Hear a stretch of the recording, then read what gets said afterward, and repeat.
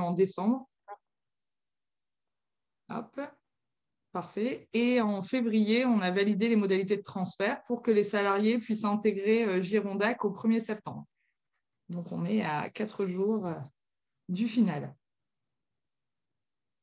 Alors, il y a un décalage dans le passage des slides. C'est bon. Donc, ça veut dire qu'en fait, si on fait la rétrospective, en septembre, on a validé la feuille de route. L'association s'est créée en fin d'année et à 6 mois, on a donné tous les contrats de travail aux salariés. Ça semble assez serré comme timing, mais c'était vraiment nécessaire parce qu'en fait, les salariés, depuis 2017, attendaient la PTA. On leur disait que les pratiques allaient évoluer et ils ne pouvaient rien palper. Donc finalement, on a passé beaucoup de temps à discuter autour de projets hypothétiques et quand ça s'est concrétisé, on sentait qu'il fallait vraiment que les choses se mettent en place rapidement. Donc, à titre d'exemple, les chantiers qui ont été menés, c'est comment on transfère du personnel issu de la fonction publique, territoriale, hospitalière et du privé associatif. Quel budget prévisionnel on établit, puisque l'idée, c'était de fondre l'ensemble des financements, quelle politique de rémunération on applique, où est-ce qu'on implante les locaux, parce que les antennes étaient hébergées à titre gracieux au sein des établissements de santé ou au sein du département, comment on structure la téléphonie pour avoir un numéro régional et une réponse de qualité, parce qu'il faut connaître la proximité et les acteurs de territoire. Quelles modalités de travail on met en place, quelles sont les règles de fonctionnement, convention collective ou pas, comment on assure la migration au sein du système d'information PACO-Globule parce que chacun avait sa plateforme, donc là, il fallait une seule et même plateforme, comment on s'articule avec le département, quels sont nos fournisseurs, quelles fiches de poste pour chacun. Et donc tout ça, on a vraiment essayé de le faire un maximum en co-construction avec les salariés pour favoriser l'adhésion. Donc, au niveau de l'organigramme, l'association se compose d'une assemblée générale, d'un conseil d'administration et d'un bureau. La présidente est une ancienne médecin URPS, Dany Guérin. Et au niveau du conseil d'administration, le choix qu'on a fait pour réussir à constituer une gouvernance territoriale équilibrée, partagée, au vu du nombre d'acteurs en Gironde, on a fait le choix de passer par les fédérations pour qu'ils désignent des représentants.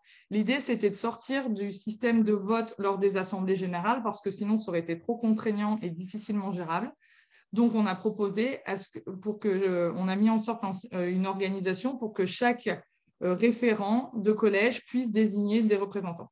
Donc, les URPS désignent les professionnels de santé, les CPTS, donc pareil, désignant leur paire de représentants, collège des usagers, c'est France Asso Santé, les collectivités territoriales, donc il y avait un enjeu assez important parce qu'on a une métropole importante sur la Gironde et c'est vrai qu'il y a des antennes qui étaient constituées de clics avec un investissement financier des communes, donc c'est vrai que beaucoup d'élus souhaitaient intégrer, donc on a demandé à l'association des maires de Gironde de désigner un représentant hors métropole et un dans la métropole. On a un siège pour le conseil départemental. Ensuite, on a le collège des établissements de santé représenté par la FHF et la FHP, les établissements et services médico-sociaux représentés par la FEAP et le CINERPA, et le collège des établissements et services sociaux, FAS et URIOPS. Et ensuite, 2 sièges pour le collège des personnes qualifiées. Donc, au niveau de l'organigramme, il faut savoir qu'on a du coup plusieurs axes. On était composé essentiellement de Maya et de réseaux de santé. Plus la CTA de PAERPA. Et donc, on a fait le pari de faire évoluer chaque responsable d'antenne vers une fonction où il cumule une fonction support, référent communication, référent ressources humaines, qualité ou système d'info. Il a une partie de l'animation territoriale, puisque l'animation territoriale, là où avant elle était impulsée à l'échelle de chaque territoire, on voit aujourd'hui qu'on est plutôt dans une dynamique où l'on répond aux sollicitations des partenaires et sur une dynamique départementale. Donc, on a des thématiques phares, handicap, santé mentale, prévention et un référent à l'échelle départementale. Et ensuite, une déclinaison locale en pôle pour permettre à chaque ex-pilote de participer, par exemple, au CLS. Et puis ensuite, on a la coordination de parcours qui s'organise à l'échelle de chaque antenne dans le but de garder cette proximité territoriale. Donc, le principe, c'est vraiment que la PTA de la Gironde perçoive l'intégralité des financements qui étaient avant octroyés aux 10 porteurs juridiques et qu'ensuite, elle puisse rassembler l'ensemble des professionnels et qu'elle soit unie par un CEPOM avec l'ARS. Donc, vous avez ici les 9 antennes du territoire. Et donc, c'est vraiment un changement de dynamique parce que pendant des années, on a travaillé ensemble, hein, on se connaissait tous, et on a amené chacun un peu de ce qu'on avait fait à l'échelle de notre territoire pour essayer de structurer, par exemple, une animation territoriale à l'échelle départementale. Et là, la dynamique, elle est tout inversée, c'est-à-dire qu'on a une politique départementale et c'est cette stratégie départementale qui se décline à l'échelle locale. Donc, ça veut dire qu'on arrête de penser et de défendre et de militer pour son antenne et son territoire de proximité pour avoir cette vision départementale. Et donc, c'est quelque chose qui prend du temps et qui n'est pas évident à mettre en place. La force, c'est quand même de pouvoir s'appuyer sur la méthode, hein, l'idée étant d'harmoniser. Donc, on parle d'harmonisation, d'unification, mais surtout pas d'uniformisation. Il faut vraiment respecter le tissu local, les acteurs, l'ancrage du dispositif et les partenaires avec lesquels il a l'habitude de travailler. Et donc, ça passe vraiment par des valeurs partagées et une culture commune. C'est vrai qu'on a une vraie expertise sur le champ de la géronto. Certains territoires n'avaient pas de réseau de santé, donc n'avaient pas du tout commencé l'accompagnement des personnes de moins de 60 ans, hors maladies neurodégénératives. Et donc là, le challenge, il est vraiment de monter en compétence sur ce public pour pouvoir accompagner de la même manière en étant tout aussi à l'aise que la personne, quel que soit l'âge ou la pathologie. Donc, on a vraiment essayé de capitaliser sur le passé comme une expérience pour conserver l'ancrage territorial. On l'a bien remarqué, la plus-value aujourd'hui du DAC, c'est qu'on a la possibilité de mobiliser l'ensemble de la Gironde en contactant une seule personne. Et l'illustration, c'est la crise sanitaire où, sur la première vague, on devait nécessairement mettre autour de la table 10 professionnels pour rassembler l'ensemble du dispositif. Donc, c'est vrai qu'on n'a pas été mobilisés. En plus, on était en pleine structuration, mais là, on a vu que sur les vagues précédentes, c'était beaucoup plus facile de mobiliser l'ensemble des acteurs et de pouvoir venir en appui dans la gestion de cette crise. Et je dirais que vraiment, la PTA est pour moi, à l'échelle de la Gironde, un des seuls dispositifs qui est structuré sur une échelle départementale, mais qui pour autant a une fine connaissance des territoires.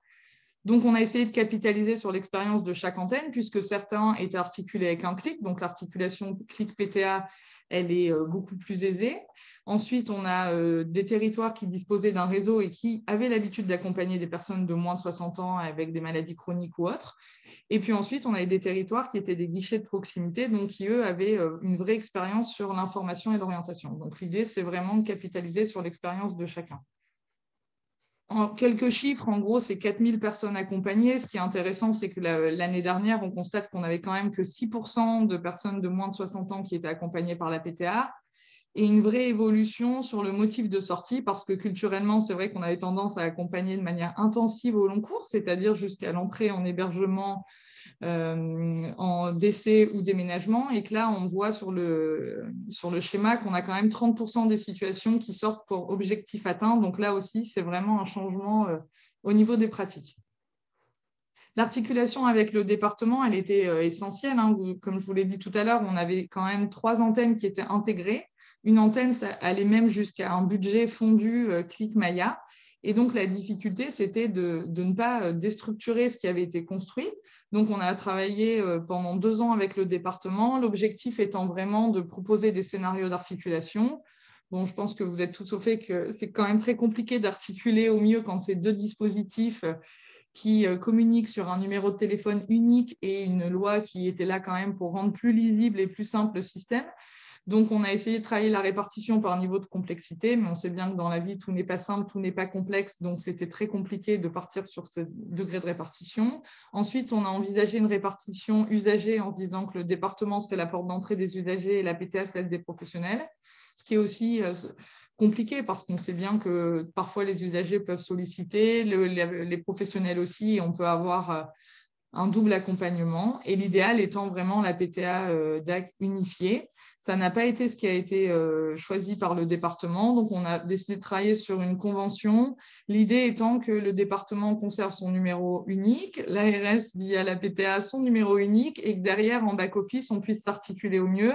On a construit un outil sous forme de scoring pour pouvoir faciliter l'orientation des situations, mais l'objectif qu'on s'est posé, c'est que quelle que soit la porte d'entrée utilisée, on soit vraiment en capacité de prendre les informations. Comme on a le même système d'information partagée, ça facilite vraiment les choses.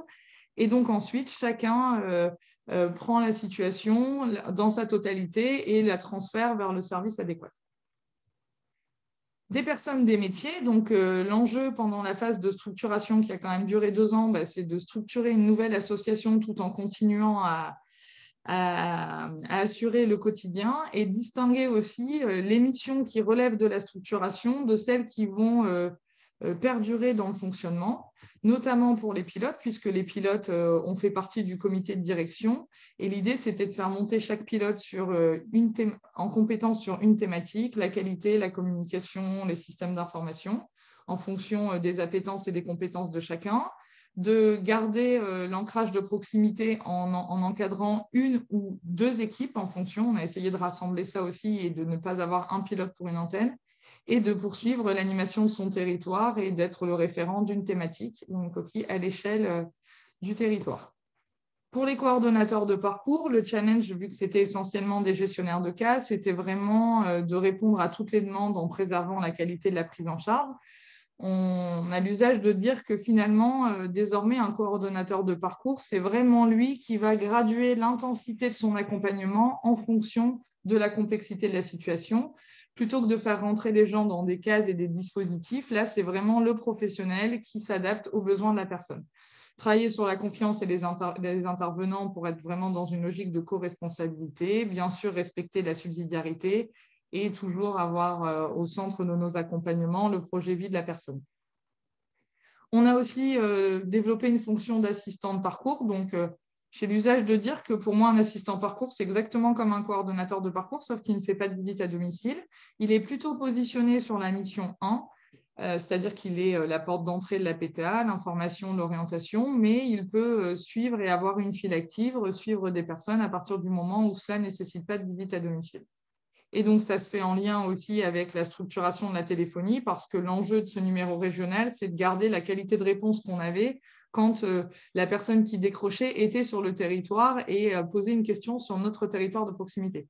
Donc, on est en train de travailler des outils pour faciliter au maximum l'organisation et garantir le même niveau de réponse. Sur la structuration, on a travaillé, je vous ai donné 3 exemples de choses qui me semblent importantes et qu'on peut dupliquer si vous êtes en cours de structuration d'un DAC. C'est l'idée d'associer les salariés dès le départ. Donc, on a créé ce qu'on appelle des réunions de structuration. C'était un CSE de préfiguration. Et donc, chaque antenne a désigné un représentant et ces salariés ont été associés aux réflexions. On n'a pas fait le choix d'une convention collective parce qu'en fait, ça ne correspondait pas à nos attentes. Et puis finalement, la politique de rémunération, on se sentait plutôt coincé. Donc, on a vraiment écrit nos règles de A à Z, la politique d'utilisation des véhicules, comment on s'organise. Les salariés ont été associés pour savoir quelles étaient les modalités d'organisation du temps de travail qui correspondaient le mieux à leur articulation vie perso, vie pro. Et donc, ça a été mis en place. On a un accord d'entreprise qui va être validé par référendum courant novembre. Il faut attendre que les salariés soient intégrés, qu'on puisse faire la démonstration que les salariés ont participé à cet accord, qu'ils sont nos salariés. Et puis ensuite, ce sera validé et mis en place avant la fin de l'année. Ensuite, on a créé des espaces de réflexion, toujours dans cette dynamique de pouvoir sortir de la culture de l'antenne. L'idée, c'était d'avoir une thématique et un représentant de chaque antenne pour pouvoir travailler avec d'autres antennes, voir quelles étaient les problématiques des uns et des autres. Donc, on a travaillé le parcours de la demande, l'évolution des métiers, le système d'information. Et donc, on a eu 2 fois une réunion départementale qui rassemblait l'ensemble des salariés.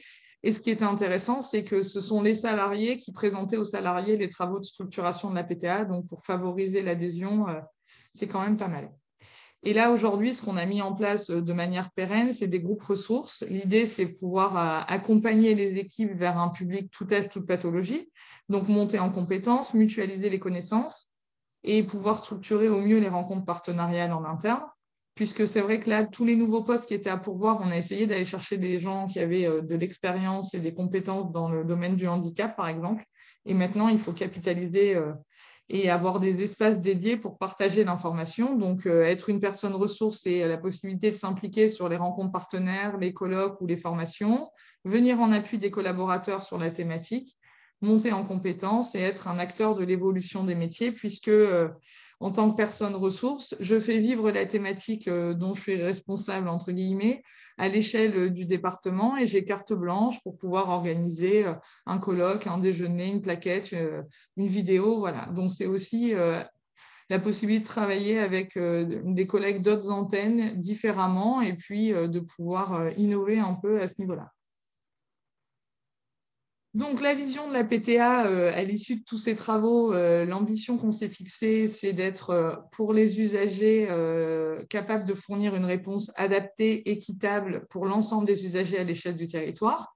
Pour les partenaires, on est sur un triptyque, l'idée d'être reconnu pour notre expertise, d'être ressources, c'est-à-dire d'assurer une veille territoriale, ressources dans l'organisation de réponses innovantes, la lutte contre les ruptures de parcours, l'accompagnement au changement des pratiques, et référent de la coordination, puisqu'on voit un peu partout des coordonnateurs de parcours, notamment via les CPTS ou les maisons de santé. Et donc, l'idée, c'est qu'on puisse, nous, être référents sur les parcours de santé complexes.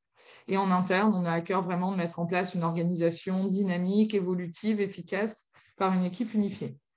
Donc, je dirais que les forces, c'est vraiment la complémentarité et la diversité des agents. On a un ancrage territorial fort de par l'histoire, la connaissance et la reconnaissance des partenaires. On a une méthodologie de travail qui est celle de la méthode Maya, qui est vraiment transposable et qui, aujourd'hui, nous permet de travailler notamment, par exemple, sur le champ du handicap et la communauté 360 de la même manière et de transposer ce qu'on a mis en place sur le secteur de la géronto sur le champ du handicap. On est légitimé. Le statut associatif est pour moi une vraie opportunité parce qu'il est adaptable et souple et c'est vrai qu'on a réussi à créer une structuration qui nous ressemble. On a l'appui de l'ARS, de Capgemini et du GRADE sur les systèmes d'information, les accompagnements régionaux. Et c'est vrai qu'on peut aller puiser des retours d'expérience de nos collègues parce qu'on est fédéré dans l'association, enfin dans la fédération FEDAC, tous les DAC de Nouvelle-Aquitaine. Et donc aujourd'hui, c'est vraiment, ça nous permet vraiment d'être plus fort, d'harmoniser les pratiques et de participer à la visibilité des DAC à l'échelle régionale. Et puis une vraie lecture de l'écosystème. Les forces, ce serait peut-être le manque d'expertise dans certains champs, les faiblesses, pardon, l'hétérogénéité des fonctionnements et des ressources, la structuration départementale, puisque c'est un département qui est très étendu et très vaste en termes d'acteurs. Donc, avant d'avoir une information étayée, précise et actualisée sur l'ensemble des champs, ça va être un peu compliqué. Et le manque d'indicateurs d'impact. Les opportunités, je dirais que c'est la politique nationale sur les DAC, les fédérations nationales et régionales, la possibilité d'avoir une offre de services en termes de formation, le référencement officiel des missions et des postes sur lesquels nous sommes en train de travailler et une vraie stratégie et visibilité de l'ARS Nouvelle-Aquitaine au national. Et les menaces, c'est peut-être le risque d'une perte de légitimité avec le déploiement de nouveaux dispositifs, une surcharge de travail, puisque je ne l'ai pas dit, mais on a structuré ce DAC à moyens constants. Donc, finalement, on a quand même une population plus importante à accompagner avec le même nombre de professionnels. Donc, dans un premier temps, on apprend à travailler différemment. À pas nécessairement faire de la visite à domicile systématiquement, à garder un accompagnement intensif que quand c'est nécessaire, mais ça peut avoir rapidement ses limites si derrière les moyens ne sont pas revus à la hausse. On a l'instabilité de l'offre territoriale et le manque de lien parfois entre le département et l'ARS, notamment sur des questions comme la communauté 360. L'absence de lisibilité des dispositifs de coordination, le risque d'être vécu comme un concurrent et potentiellement une mauvaise perception par les tiers, puisque l'absence de lisibilité et de légitimité crée une difficulté à se positionner. Voilà, donc je me tiens vraiment à votre disposition pour répondre aux questions. C'était vraiment une présentation assez rapide et succincte des différentes échéances. Maintenant, je vous laisse me demander les précisions que vous attendez, puisque j'imagine qu'il y a plusieurs questions. Alors, on a quelques questions dans le chat. Merci tout d'abord pour votre présentation. On a une question qui concerne le CEPOM, à savoir s'il est signé uniquement avec l'ARS. Oui, tout à fait. On n'a qu'une source de financement à ce jour, qui est celle de l'ARS, et donc ça a été le cumul des CEPOM des 10 dispositifs et des 10 porteurs juridiques. Et donc, on a une enveloppe globale de 3,9 millions. Un peu plus de 3,9 millions. Très bien, merci. On a également une question alors, de Julie du Repop, savoir si les salariés n'étaient pas attachés dans certaines structures à des conventions et au final, s'il n'y a pas eu d'impact, le fait de ne pas avoir de convention collective aujourd'hui sur les statuts, les salaires des salariés. Alors, on a fait un audit social de chaque antenne pour recenser l'ensemble des avantages acquis par les salariés.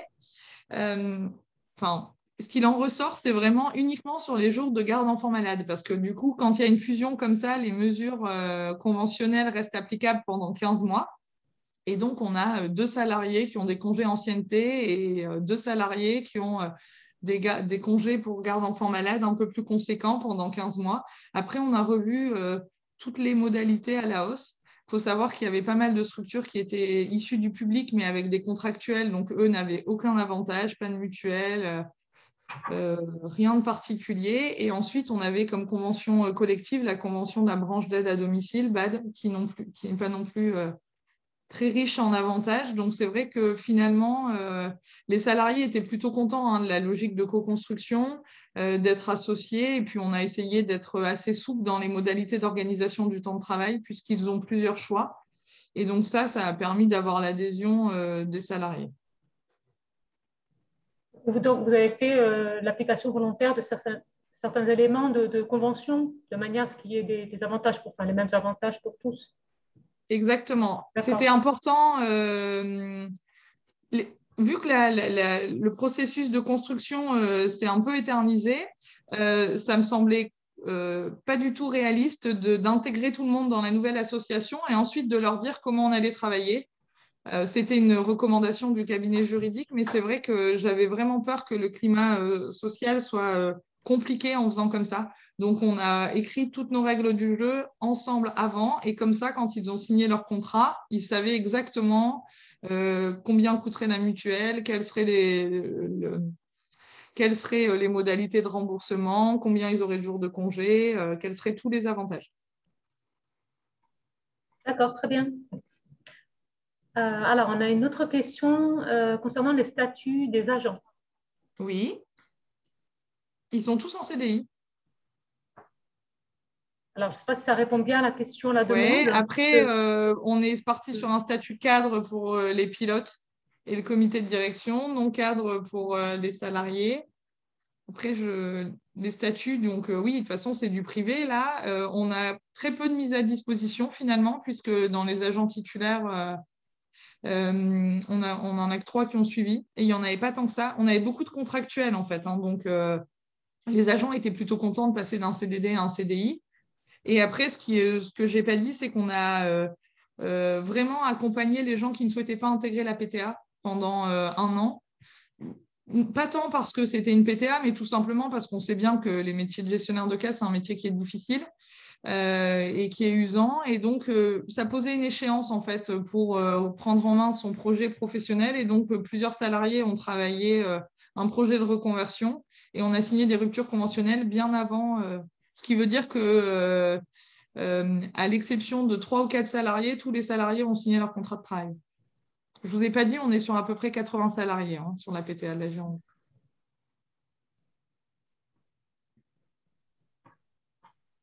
D'accord, merci.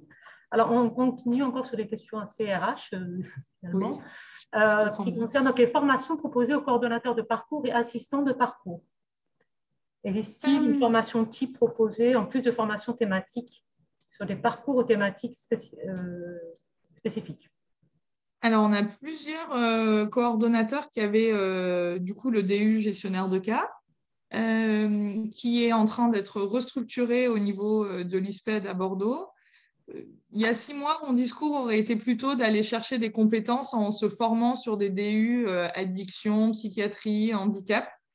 Bon, là, on est en train de retravailler la monture du DU gestionnaire de cas qui correspond davantage à nos attentes. Donc, c'est fort possible qu'on propose chaque année à certains de se former.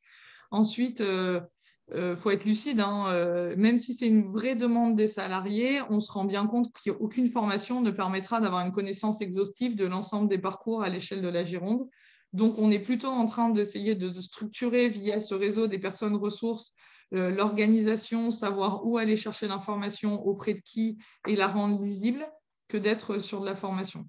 Même si après, on a plusieurs partenariats. Là, par exemple, hier, j'étais avec le CHU de Bordeaux sur un appel à projet sur l'obésité morbide. Et donc, l'idée, ça va être d'avoir 2 référents à l'échelle de la Gironde et de pouvoir former ces personnes. Et comme ça, si on a une personne à accompagner et un parcours spécifique à ce niveau-là, on sait que ces personnes seront formées. On a formé des gens sur les Covid longs. On a formé aussi sur la BPCO parce qu'il y avait un réseau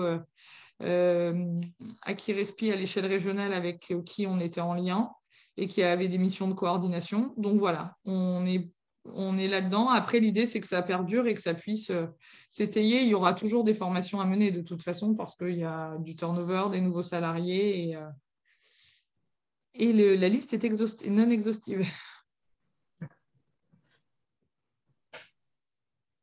Alors, on a des questions. Y a-t-il eu des départs? Bon, ça, vous avez répondu. Combien d'équivalents temps plein? 80 salariés en ETP? Vous avez en équivalent, bon, on a vraiment mis en place une organisation du temps de travail avec du 35 heures sur 4 jours pour vraiment faciliter la possibilité pour tous les salariés qui étaient à 80% de passer à temps plein, parce que je trouve que c'est compliqué d'être sur des mi-temps sur ces postes-là. Donc, on a 2 congés parentaux à 80%, sinon tout le monde est en équivalent à temps plein. Pardon.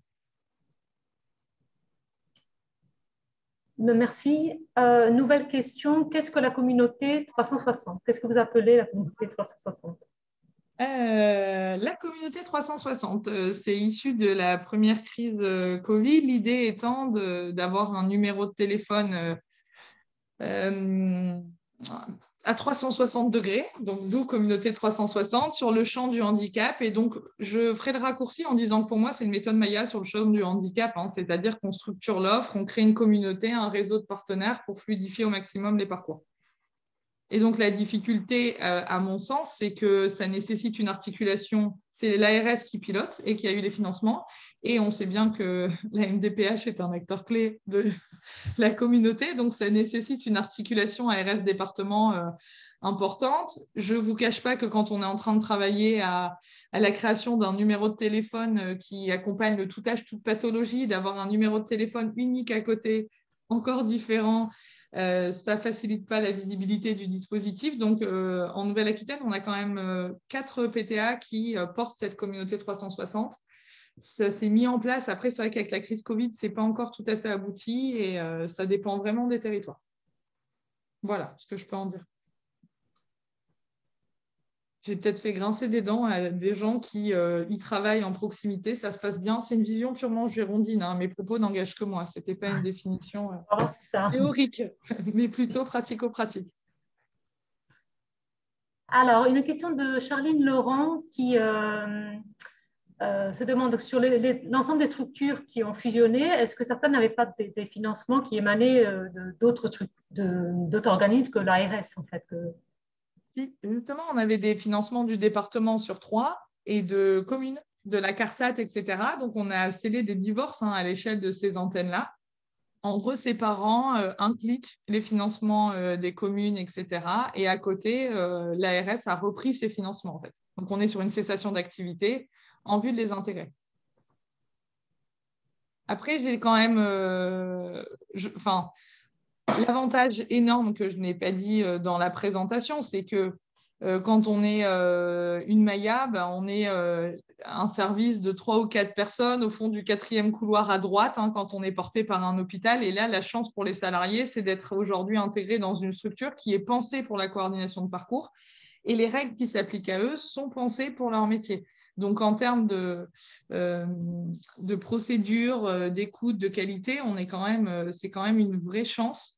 Je vous donne un exemple. Sur la première crise Covid, les règles qui s'appliquaient à certains gestionnaires de cas, c'était vous êtes positif au Covid, renforcez les gestes barrières parce que c'était les mesures appliquées à l'hôpital. Donc là, aujourd'hui, on est vraiment dans une association qui est pensée pour eux. Il y a peut-être moins ce sentiment. Et au niveau budgétaire, ça permet aussi d'avoir la main, d'être réactif. Parce que de la même manière qu'un hôpital qui génère des excédents sur le budget Maya ne va pas forcément embaucher un 4e coordo, là aujourd'hui, en ayant la main, on a réussi à renforcer les antennes et à avoir une gestion budgétaire plus efficiente. ce qui est quand même un atout assez majeur. Et on est réactif parce que du coup, le modèle associatif permet d'engager des dépenses rapidement quand c'est nécessaire sans attendre la validation de X procédures. D'accord, très bien.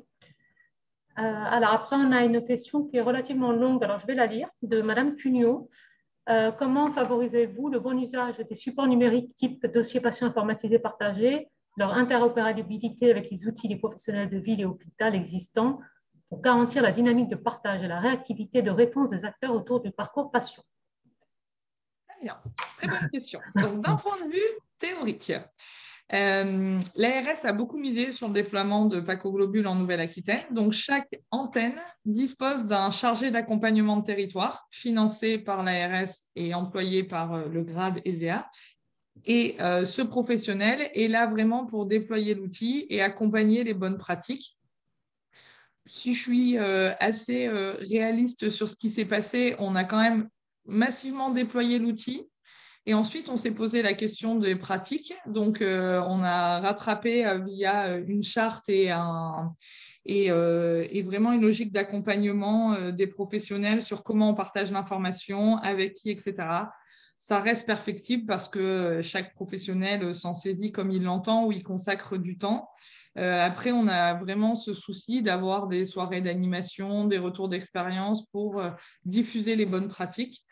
Après, pour l'interopérabilité avec les systèmes d'info métiers, les logiciels métiers, on nous en parle, ça se concrétise, ça a l'air plus près que jamais, mais je ne sais pas si c'est pour demain. Mais on est d'accord que c'est un des freins majeurs. Alors, l'avantage de Pacoglobule, c'est qu'on essaye vraiment, nous, par exemple, pour la télémédecine, de déployer aussi cet outil-là et de favoriser. Après, il y a des territoires où ça prend, donc c'est assez facile parce que les gens ont attrait et ont envie du coup de l'avoir pour avoir l'information. Et il y a des territoires où, comme ça a moins pris, nécessairement, les gens qui se sont équipés sont déçus parce que finalement, personne ne partage de l'information dessus. Bon, un peu comme partout, hein, de toute façon, c'est... Après, ça devient incontournable. Et nous, ce qui est sûr, c'est que ça nous facilite vraiment la vie sur la collaboration avec le département. Parce que les agents voient directement si le CLIC ou la PTA sont référents de la situation et donc ils nous donnent les relais et ça évite les doublons en termes d'accompagnement ou d'évaluation. Voilà ce que je peux dire sur... J'espère avoir balayé toutes les questions de...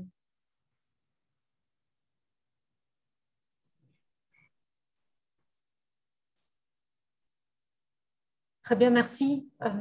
Alors, nouvelle question de Monsieur Massardier, Loïc. Comment travaillez-vous plus concrètement un cadre de référence commun et une polyvalence globalisée en partant d'une expertise et culture gérontologique? Comment se passe l'acculturation à la polyvalence à un nouveau métier? Alors, déjà, on avait 2 antennes qui disposaient d'un réseau de santé. Donc, ça favorise un peu les choses. Et l'idée étant de dire que clairement, il n'y a pas de solution miracle, hein. Une fois qu'on a communiqué auprès des acteurs et qu'on a une première situation qui tombe, j'ai tendance à dire que notre expertise, finalement, c'est la coordination. C'est pas la connaissance du parcours. Donc, bien sûr qu'on ne peut pas faire de coordination quand on n'a pas identifié le parcours. Donc, la première fois, on va chercher l'information, on va se renseigner. Et puis, la fois d'après, on sera un peu plus à l'aise. Et donc, ça s'est fait progressivement comme ça. Et aujourd'hui, je n'ai pas le sentiment qu'on soit réellement en difficulté parce qu'à travers le réseau et la structuration qu'on a, on arrive à aller chercher l'information. Après, on est vraiment en train de formaliser le partenariat avec la MDPH et il y a des territoires, je pense notamment au territoire de Bordeaux Intramuros où ça va commencer, hein, puisque du coup, l'intégration des salariés se fera à partir du 1er septembre et je suis lucide sur le fait que ça va être plus compliqué que sur un territoire rural parce qu'il y a pléthore d'acteurs. Mais bon, une fois qu'on a les outils et qu'on a des contacts en interne pour avoir l'information, je pense que ça se fait. Et la clé, c'est aussi d'avoir intégré pas mal de professionnels qui venaient d'autres champs que celui de la géronto au sein des équipes. Même si ce sont des ressources pour les salariés, mais on n'est pas parti dans la logique de confier les situations aux personnes en fonction de leur formation initiale ou de leur parcours. Donc, ce n'est pas parce que moi, j'étais gestionnaire de cas et qu'on a recruté un coordo de SAMSA, par exemple, que lui va être plutôt préposé sur les situations. On est vraiment dans une volonté d'avoir des équipes polyvalentes.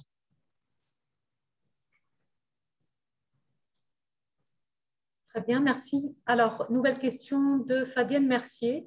Comment se déroule le travail des assistants de parcours au sein du DAC Gironde? Quels sont les profils? Alors, les profils, c'est très éclectique, hein. On a pas mal de licences TCAPSA. L'idée étant vraiment de se dire, on a essayé de respecter, en lien avec la formation, le cahier des charges Maya. C'est-à-dire que pour être coordo de parcours, il faut nécessairement de l'expérience et une formation initiale qu'on connaît, infirmier, psychologue, assistant. Et donc, du coup, tous ceux qui ne rentrent pas dans la case de coordo de parcours peuvent devenir assistants parcours. On a aussi, par exemple, une aide-soignante qui a travaillé pendant des années et qui connaît par cœur le tissu de son territoire, le réseau des partenaires.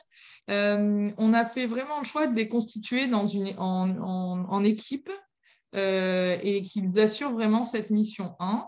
On a fait le choix initialement de les regrouper géographiquement parce que financièrement, au vu de la téléphonie, ça nous aurait coûté très cher de les dispatcher sur les différentes antennes. Et puis finalement, il y a eu une évolution dans le choix de la téléphonie à l'échelle régionale et donc on a un assistant de parcours par antenne. L'idée étant qu'ils soient en proximité avec les coordonnateurs de parcours et j'avais peur que l'équipe étant rassemblée sur un seul site n'arrive pas à créer le lien avec les coordos. Donc en étant immergée avec l'information, elle circule plus facilement, on est au courant au fait de ce qui se passe sur les territoires. Donc voilà. Après, pareil, formation, on travaille beaucoup la formation en interne en fait. On essaye vraiment à chaque fois de se prendre un temps, une fois par mois, d'aborder une thématique et en fonction des besoins et de travailler avec les partenaires. On va associer pas mal la gouvernance aussi sur la question de la formation, puisqu'on a pas mal de professionnels de santé. Donc sur tout ce qui est maladie chronique, par exemple, la présidente va faire des interventions. Voilà ce que je peux vous dire sur la fonction d'assistant parcours. Après, pour être assez clair, le cadre régional prévoyait plutôt que ce soit les coordonnées de parcours qui décrochent le téléphone et qu'on n'ait qu'une équipe et que ce soit du coup les ex-gestionnaires de cas qui deviennent polyvalents. À l'échelle de la Gironde, ça me semblait compliqué de faire comme ça parce que ça veut dire que potentiellement 80 personnes décrochent le téléphone. Pour avoir des procédures, un suivi de l'activité, etc., ça me semblait vraiment pas gérable. Donc, c'est pour ça qu'on a fait le choix d'avoir cette équipe dédiée d'assistants parcours. Parce que mine de rien, il faut être assez carré dans la façon de remplir la demande et réactif si on a besoin de faire évoluer les procédures. Je donne un exemple. On se dit que quand on prend la demande, c'est la personne qui prend la demande qui contacte le médecin traitant. Si finalement on se rend compte que ça ne marche pas parce que ça fait doublon, que le coordonnateur de parcours préfère appeler lui-même le médecin, il faut qu'on puisse revenir. Et donc, on a toujours essayé de penser une organisation efficiente, rapide et adaptable. Surtout sur une phase de structuration où, par exemple, au niveau de la téléphonie, tous les numéros de proximité étaient des numéros du département. Donc, on perd nos numéros de proximité. Ça veut dire qu'on n'a aucune visibilité sur le flot d'appels. Est-ce que les gens vont continuer à appeler le clic? Est-ce qu'ils vont plutôt avoir le réflexe d'appeler tout de suite la PTA parce que la PTA fait du tout âge, toute pathologie et le clic, c'est un peu plus spécifique. Ils font le plus de 60 ans, la personne en situation de handicap. Donc, peut-être qu'ils ne vont pas vouloir se poser de questions et appeler la PTA. Donc, comme on ne le sait pas, on a vraiment essayé d'anticiper plusieurs cas de figure et de construire une organisation adaptable et souple.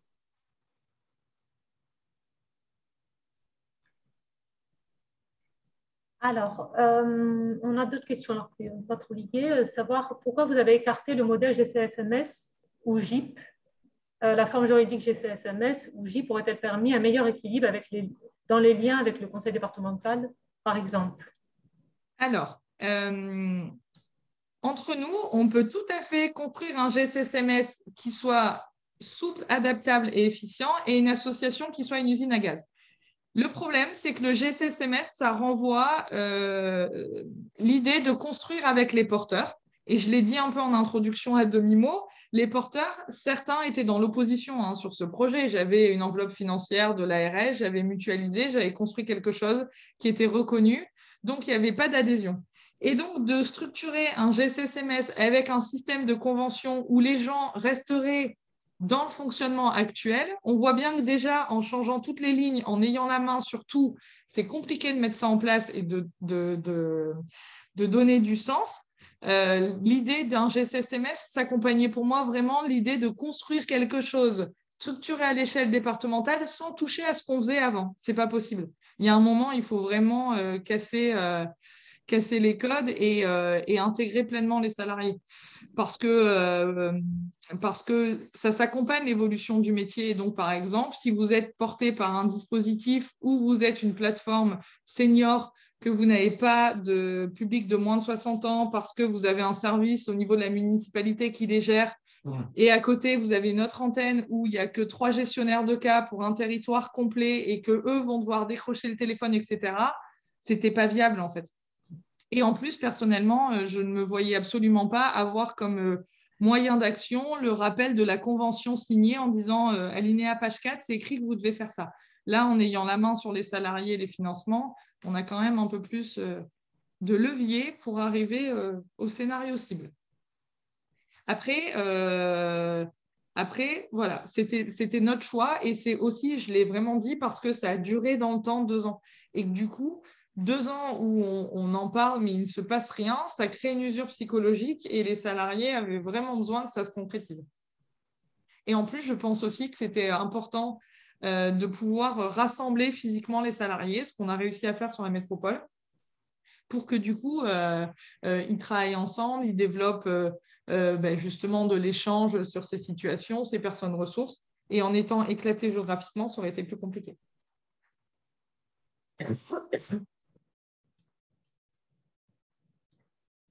Alors après, on a des questions sur l'articulation du DAC. Alors, d'une part, avec les réseaux enfants, s'il en existe sur le territoire, et également ce qu'il en est de l'articulation avec les DSR. Les quoi? DSR, dispositifs régionaux. D'accord, ah oui. Alors, clairement, sur le champ de l'enfant, on n'a pas commencé du tout l'articulation. C'est dans les tuyaux, mais c'est important d'y aller progressivement. On s'ouvre déjà sur le moins de 60 ans. Et en plus, c'est un réseau vraiment spécifique avec la PMI, l'éducation nationale, etc. Donc, pour l'instant, on n'a rien contractualisé à ce niveau-là. Et il y a quand même quelques salariés qui n'adhèrent pas vraiment à l'idée d'accompagner des enfants. Bon, après, s'il faut, on le fera et ça peut se faire à la marge, mais c'est vrai qu'on n'est pas sur une communication massive à ce niveau-là.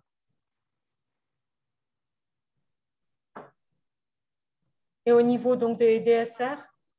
Non plus, ça n'a pas été travaillé. Le seul réseau avec lequel on a travaillé à l'échelle régionale, c'est le réseau Acquis Respi sur la coordination, notamment en lien avec le Covid-19, à la demande de la RSI.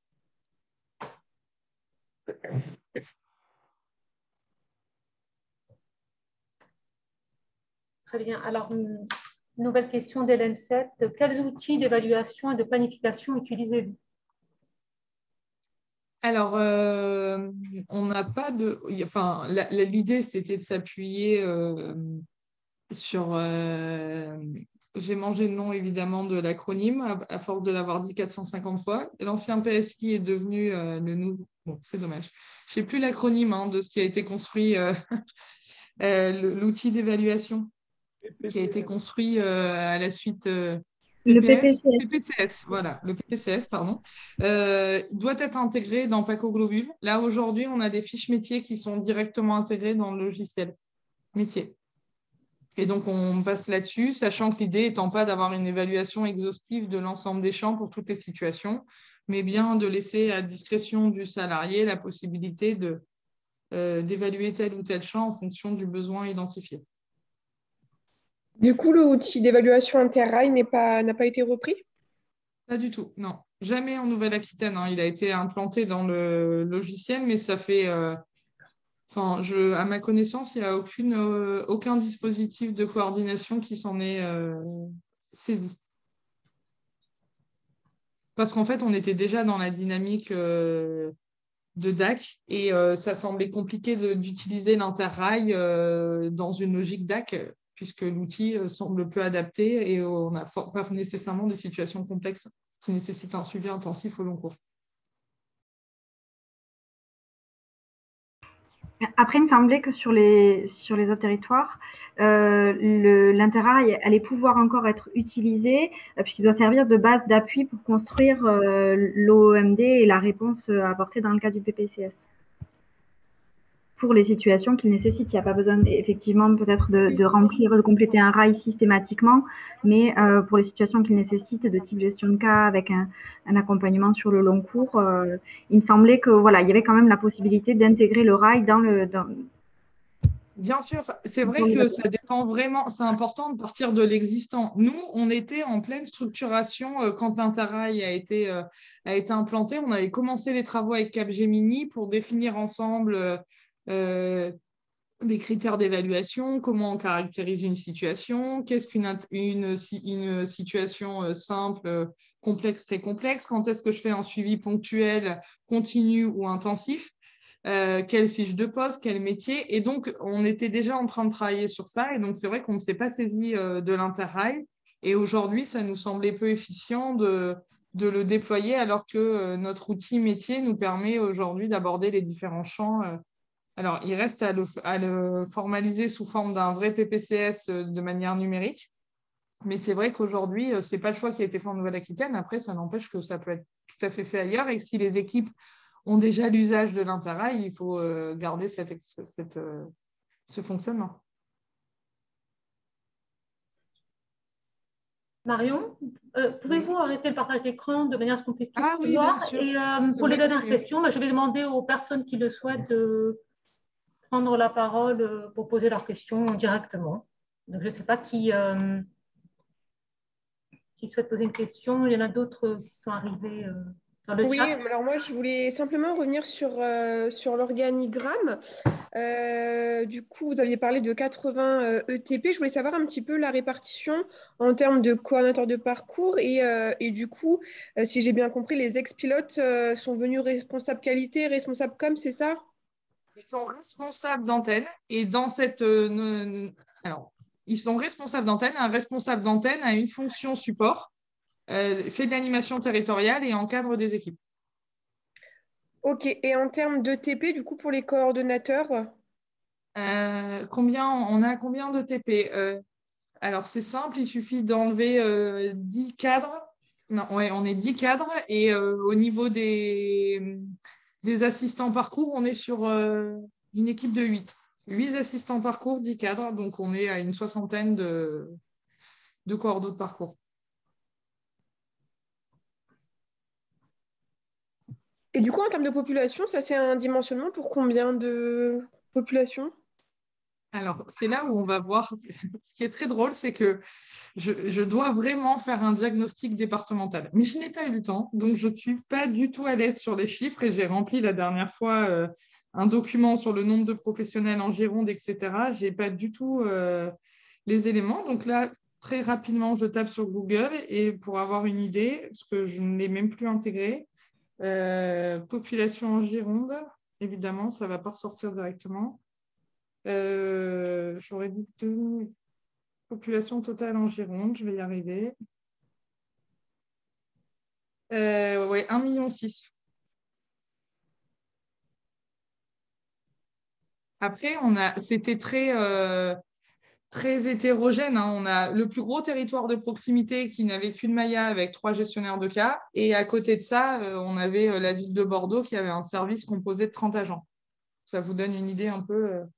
Après, on avait des territoires où on a Clic Réseau Maya. Il faut savoir que les clics ne sont pas déployés de la même manière partout en Nouvelle-Aquitaine. On avait 5 territoires de proximité qui n'avaient pas de clics. Et le département est en train aujourd'hui de les développer. Ils devraient être opérationnels à partir d'avril 2022. Et ce sera des clics internalisés, hein. Donc avec beaucoup moins de ressources qu'un clic externalisé comme on peut l'avoir sur 3 territoires de proximité.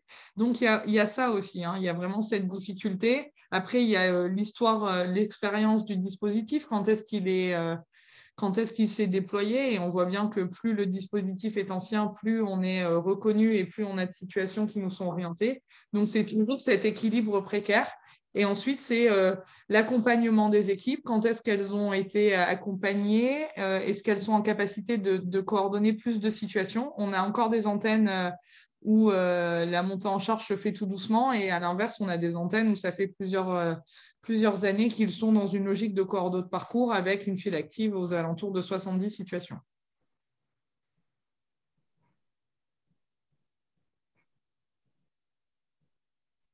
Alors, il y a une question qui concernait l'Interrail, mais il y a eu la réponse sur l'outil d'évaluation multidimensionnelle. C'était l'outil des Maya, hein. Oui, voilà, qui permettait une évaluation multidimensionnelle. Alors, qu'il y a une autre question? Peut-être qu'on en a passé dans le chat. Bonjour, Fabienne Douaret de Lyon. Est-ce que dans une de vos structures, il y avait une possibilité d'offrir dans le parcours de l'éducation thérapeutique aux patients? Oui. Oui, il y avait des DAC ETP, sur un des territoires. Ça a été transféré à Maya. Enfin, oui, c'était porté avec la Maya et un réseau de santé et ça a été transféré vers la PTA. Sauf qu'en fait, la personne a quitté ses fonctions. Elle a voulu reprendre une formation et c'était compliqué parce que le parcours n'était pas... elle était toute seule, en fait. Et donc, du coup, il y avait vraiment besoin de remobiliser tous les acteurs du secteur sur l'avant, l'après, quand est-ce qu'on fait de l'éducation thérapeutique. Et donc, ça n'a pas perduré, en fait. Le financement s'est arrêté puisqu'on n'avait pas de poste et qu'ils n'avaient pas de visibilité au niveau national sur comment ça allait être reconduit, intégré ou pas. Donc, c'est dans les questions à retravailler prochainement en lien avec l'ARS. Mais c'est vrai que la crise Covid a pas mal bousculé les choses aussi, nécessairement. Et donc, on est en attente du cadre national. Merci. L'idée étant peut-être, on a le sentiment que ce soit plutôt intégré via les CPTS. Bonjour, je me permets de poser deux petites questions. Donc, la première, comme je l'avais mis dans le chat, c'est en fait quelle est l'animation territoriale, quelle est la différence entre l'animation territoriale du DAC et des autres dispositifs tels que la CPTS, la PTSM, Communauté 360, etc. Et ma deuxième question, c'est est-ce que vous aviez des secrétaires, est-ce qu'il y a eu des évolutions de métier? Parce que nous, actuellement, on a des secrétaires et comme je vous entends dire assistant de parcours, est-ce qu'il y a eu des évolutions dans ce sens? Voilà, merci. Alors, d'abord, oui, effectivement, il y avait des secrétaires de réseau qui sont devenus des assistants de parcours. Après, on a eu un départ sur un des réseaux, mais sinon, elles sont devenues assistantes de parcours. Et par rapport à l'animation territoriale, de manière globale, indépendamment de l'évolution en DAC, je constate à l'échelle de mon territoire une évolution de l'animation territoriale. C'est-à-dire qu'aujourd'hui, on n'a plus... ça semble compliqué, surtout avec le Covid, d'impulser une dynamique territoriale nouvelle. Et l'idée étant plutôt de s'inscrire et d'inscrire la PTA dans l'animation territoriale existante, donc les CLS, les PTSM, etc. L'ARS Nouvelle-Aquitaine s'appuie beaucoup sur les DAC et donc aujourd'hui, on est dans beaucoup de cahiers des charges d'appel à projet, ce qui fait que les acteurs du territoire reviennent vers la PTA pour travailler la collaboration.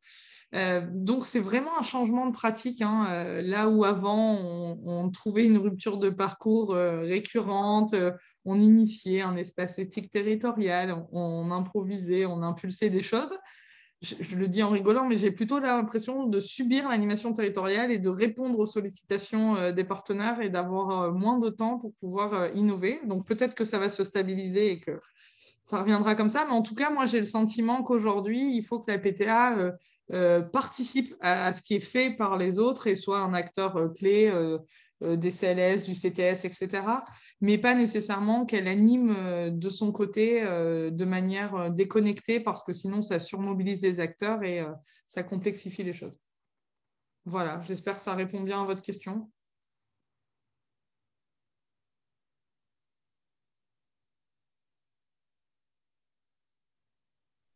Oui, oui.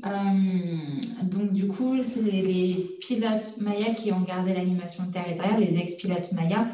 Elles font encore des espèces de tables territoriales ou non, pas du tout? CLS, copile de CLS. D'accord, ok. Non, et l'idée, ce serait que ça évolue à travers la gouvernance. Pour moi, demain, ce qui est hyper important, c'est donc les copiles de CLS, et ça va être d'animer le réseau des CPTS. Et donc, pour répondre à la question quelle différence je fais, j'aurais tendance à dire que pour moi, une CPTS va identifier un ou deux parcours sur lesquels elle va travailler. Et donc, nécessairement, ce sera la CPTS qui travaillera sur ces parcours et la PTA va travailler sur les autres parcours qui ne sont pas intégrés dans les CPTS. Mais j'imagine qu'on peut avoir vraiment une place dans la coordination parce qu'on va être sur une vingtaine de CPTS à l'échelle de la Gironde. Donc, je pense qu'il faut qu'on puisse être force de proposition sur l'articulation des CPTS, la mise en lien, avoir un référent au sein de l'équipe, de participer, de venir en appui, notamment par rapport aux projets de santé qui sont en train de rédiger, etc. On a une vraie connaissance des territoires, donc on vient en appui sur cette première phase. Après, nous, on n'est pas trop avancé, hein. On n'en a qu'une officielle en Gironde et 7 ou 8 projets, donc on en est encore aux prémices. L'idée étant de vraiment animer ce réseau-là, parce que c'est le réseau de demain. Après, j'avoue que l'échelle départementale me facilite les choses. Je serais peut-être moins à l'aise sur cette question si c'était à l'échelle de la PTA, la CPTS. Voilà. Merci.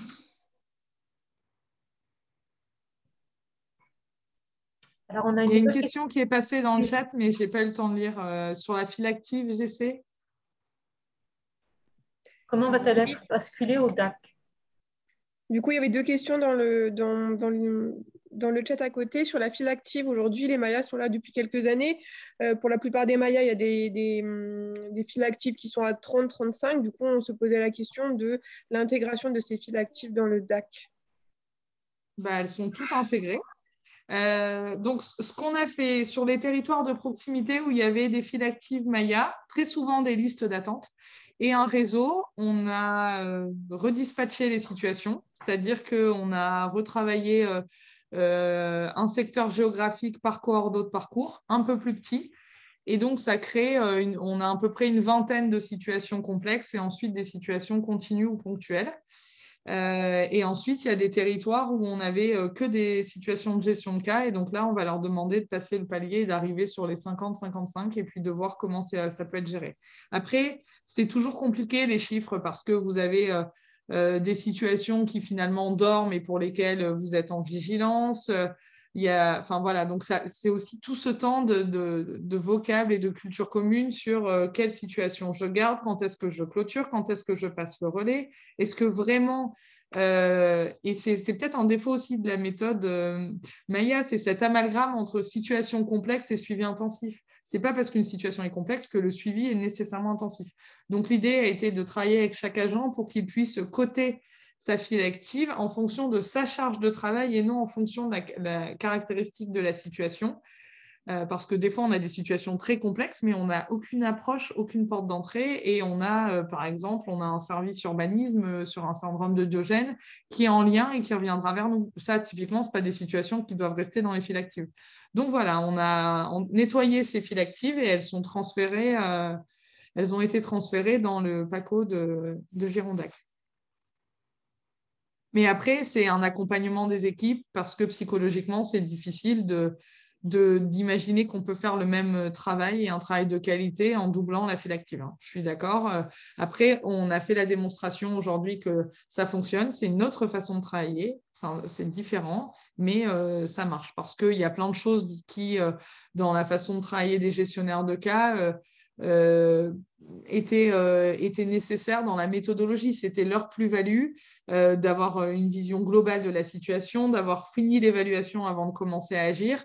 Et donc, on se rend compte qu'on peut accélérer certaines procédures pour gagner du temps. On peut commencer déjà à travailler des choses rapidement dès les premières visites sans pour autant attendre d'avoir fini l'évaluation complète. Et puis, essayer vraiment de travailler en co-responsabilité. C'est ce qui permet de responsabiliser chacun et puis de ne pas hésiter à sortir une situation plus ou moins stabilisée pour que Inomé travailler en lien avec l'infirmière et qu'elle puisse revenir vers nous s'il y a une difficulté. Après, il faut accepter le fait que certaines situations sortent et reviennent dégradées, malheureusement.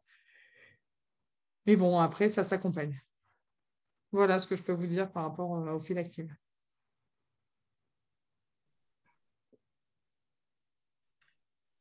Alors, dans le chat, on a une question d'Elisabeth Daretz sur connaître votre mission en prévention de santé. Accompagnez-vous des parcours éducatifs? Très peu. À terme, sûrement, mais là, à l'instant T, non, parce que les réseaux, on avait un réseau de soins PAL et un réseau qui était vraiment polyvalent. Donc, c'est vrai on a initié une logique de prévention via un CLS où on référence l'offre sur le volet de la prévention, notamment avec les infirmières azalées et les coordinatrices des MSP. L'idée étant vraiment de savoir qui fait quoi, qui intervient quand sur le parcours et sortir de cette logique de concurrence pour vraiment établir le parcours. Mais c'est vrai que ça avait été commencé avant la crise sanitaire, ça s'est arrêté avec la crise et la structuration de la PTA. Et on est vraiment en attente de l'évolution du cadre national parce que j'ai vraiment compris qu'il y aurait une évolution dans les financements. On va sortir de la logique d'autorisation pour rentrer plutôt dans le droit commun. Donc, voilà, il fallait voir si ça se confirmait ou pas et comment on se positionne à partir de ça.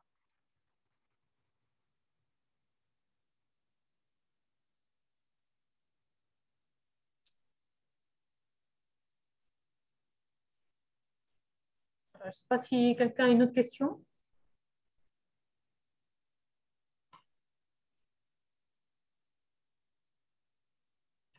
Bon, alors, on en a une autre de Jennifer Giraud qui pose la question de savoir si la mise en place du numéro unique a modifié les missions des professionnels chargés des standards téléphoniques dans les différentes structures. Déjà, ça a créé des métiers parce qu'il y a des antennes qui n'avaient pas de numéro de proximité et qui travaillaient par système de fiches et de mails. Et oui, ça change vraiment les pratiques et c'est un énorme enjeu parce que ça ne s'est pas encore fait, hein. Ça s'ouvre au 1er septembre, mais on sait bien que ça va être compliqué quand potentiellement l'appel peut venir du bassin d'Arcachon, du Médoc ou des Graves, d'apporter une réponse aussi qualitative. Et donc, du coup, on est vraiment en train de structurer l'offre de services, d'avoir des outils et d'organiser les choses pour qu'on ait tout le temps un référent sur chaque site qui puisse nous donner une information. Mais c'est vrai que l'enjeu, il est de garder une réponse qualitative avec une vraie connaissance du territoire, sachant que effectivement, on a potentiellement des appels qui touchent tout le territoire. Donc oui, ça change vraiment les pratiques. Après, on est sur un numéro, une ligne dédiée. Et il faut avoir en tête que même si la communication, c'est tout âge, toute pathologie, et mission 1, information, orientation et accompagnement des situations les plus complexes, on est quand même majoritairement repéré pour la coordination des situations. Donc la majorité des appels à ce jour concernent des appuis à la coordination. Donc ça, ils sont formés et il n'y a pas de difficulté sur le fait d'être en capacité de prendre l'enveloppe. Est-ce qu'on a des enveloppes financières pour pouvoir rémunérer des actions de type diététicienne, psychologue, ergo? Pas du tout. Non, on n'a pas d'enveloppe dédiée. On n'a pas de temps de médecin en interne. Ça n'a pas été quelque chose de choisi à l'échelle de la politique régionale. L'idée étant de travailler en lien avec le réseau, la gouvernance et les médecins traitants. Et ensuite, psycho, on en a en interne et le département en a aussi. Diététicienne, non. Et ergo, on a des ergos, mais qui sont plutôt employés en qualité de coordo de parcours. Après, on est pas mal en lien avec les services qui ont des ergos. Il y a eu pas mal de choses financées dans le cadre de la conférence des financeurs, des expérimentations. Donc, à chaque fois, on essaye de travailler et d'activer le réseau. Mais c'est vrai qu'on n'a pas d'ergo dédié. Il y en a souvent dans l'Espasade. Donc, on travaille avec ceux d'Espasade.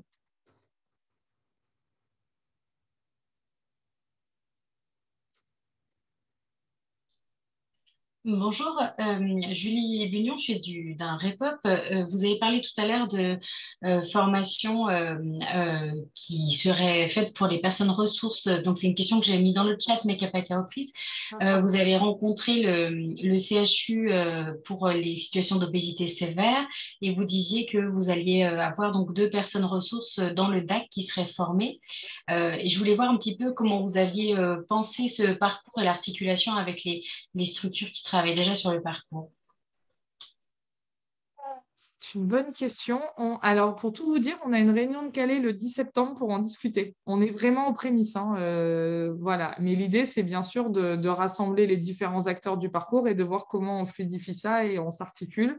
Après, c'est vrai que pour les cas d'obésité très sévères, ils avaient pris la tâche de la PTA et donc c'est vraiment le CHU qui répond à un appel à projet qui s'est tourné vers la PTA pour savoir si on pouvait à l'échelle de la Nouvelle-Aquitaine, s'engager à leur côté sur cet appel à projet, mais c'est vraiment en construction. Mais je note bien qu'il faut intégrer l'ensemble des acteurs du parcours. Je pense spécifiquement sur ce parcours-là. Bon, les REPOP, on y est sur la partie pédiatrique, mais même au niveau adulte, il y a déjà donc, des centres spécialisés obésité qui ont comme mission depuis 2009 au niveau national la prise en charge des situations les plus complexes et la coordination du parcours sur tout le territoire. Un territoire à l'échelle d'un CHU, c'est pas forcément la nouvelle grande région, mais voilà. Et du coup, je me demande là les difficultés d'articulation, c'est-à-dire comment ne pas faire doublon. Qui va reprendre ces missions-là sur votre territoire? Ça, franchement, ce sera à définir avec le CHU. C'est vraiment le CHU qui a la manœuvre, hein. L'idée étant que chacun puisse effectivement trouver sa place. S'il y a déjà des acteurs qui travaillent la coordination des parcours, j'ai toujours l'usage de dire qu'on n'est pas en manque de travail du tout. Donc, si d'autres personnes peuvent venir en appui sur ces parcours spécifiques, c'est très bien. Après, il y a eu besoin à plusieurs reprises de l'appui du DAC pour la connaissance du territoire, l'appui médical enfin, plutôt sanitaire, trouver les professionnels, les intervenants, etc. Donc, voilà, ça va être défini. L'idée étant de respecter la place de chacun et de pouvoir voir comment ça s'articule. Mais c'est vrai qu'on a... Enfin, le risque étant, et c'est aussi un peu une volonté de l'ARS, à chaque fois qu'il y a une difficulté sur un parcours, par exemple, là, les Covid longs, c'est de venir en appui sur l'organisation du parcours. Et donc, finalement, bien sûr qu'il faut se former, développer des spécificités, etc. Mais on a déjà vraiment beaucoup de travail. Et donc, je suis assez vigilante sur cette montée en charge parce que c'est ma première crainte, hein, c'est vraiment de ne plus être en capacité de répondre aux sollicitations.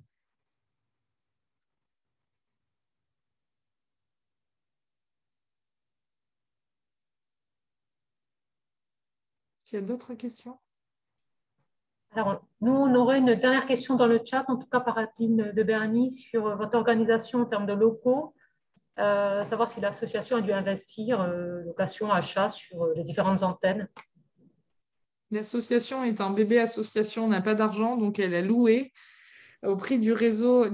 C'est pour ça que je vous disais qu'on a une gestion efficiente parce que finalement, on a loué 2 plateaux, hein, donc on a quand même un coût au niveau des locaux assez conséquent, hein. On va être sur pas loin de 300 000 euros à l'année. Et donc, oui, on a dû chercher dans le parc privé des plateaux pour pouvoir accueillir les différentes antennes. Et c'est pour ça qu'on a réduit le nombre d'antennes. On avait 4 antennes sur la métropole et on a fait une rive droite, une rive gauche pour respecter la tradition bordelaise. Voilà, qui sont accessibles en tram et où on peut se garer assez facilement. Et donc, là, pour tout vous dire, on est en train de mettre les cloisons et de peaufiner avant l'arrivée des salariés au 1er septembre. Et la crise Covid ne nous aide pas parce qu'il y a des difficultés sur les matériaux et les matières premières. Voilà. Mais donc, oui, effectivement, on a revu complètement le schéma d'implantation des antennes. Celles qui étaient bien installées sont restées, mais en fait, il y en avait que 2. Après, les autres, à chaque fois, soit c'était des logements particuliers, donc on a réinvesti sur un plateau. Voilà, on a vraiment refait donc sur les 6 antennes, il n'y en a que 2 qui n'ont pas déménagé en fait. Enfin, sur les 9 antennes, pardon, il y a eu 2 antennes qui sont restées. Après, on en a regroupé 2 sur la métropole rive droite, 2 sur la métropole rive gauche. Et donc, ça fait 6 antennes à équiper complètement.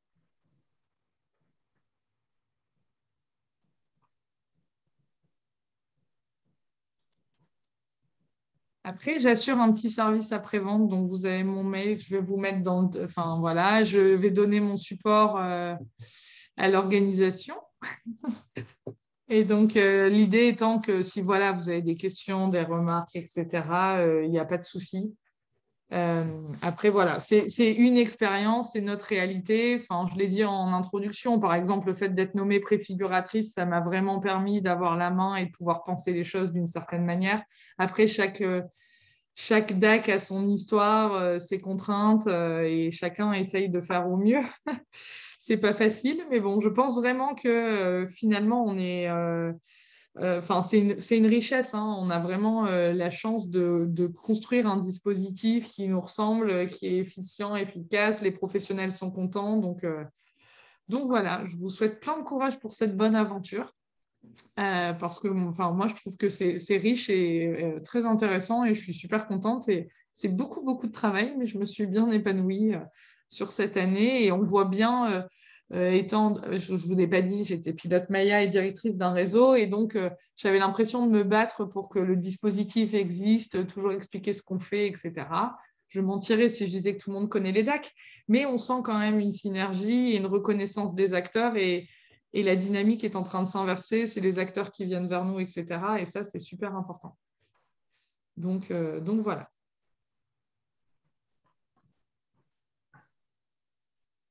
Ben, merci beaucoup, Marion Bouy. Merci à tous les participants. On vous souhaite une bonne pause déjeuner et vous retrouver tout à l'heure pour la fin de l'université cet après-midi. Bon après-midi. Au revoir. Au revoir. Au revoir, merci.